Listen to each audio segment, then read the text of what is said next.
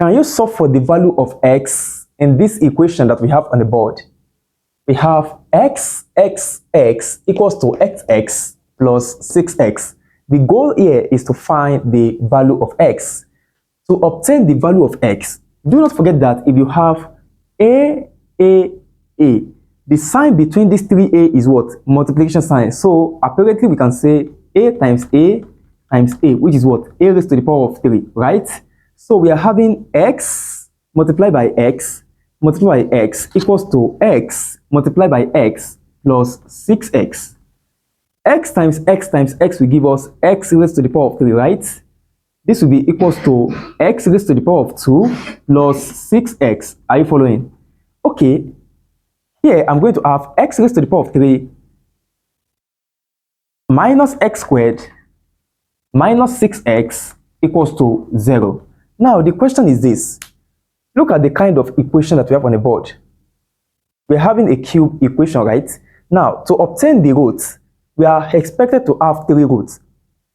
And the first step is that since x is common to both the first, the second, and the third term, we can factorize x out. So I'm going to have x multiplied by x raised to the power of 2 minus x minus 6. This will be equals to 0. So the first root of this equation is x equals to 0.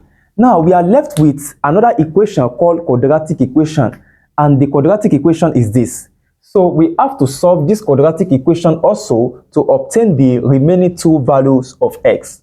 So we are having x squared minus x minus 6 equals to 0. Okay, we can solve this using factorization method. So here I'm going to have x squared minus 3x plus 2x minus 6 equals to 0.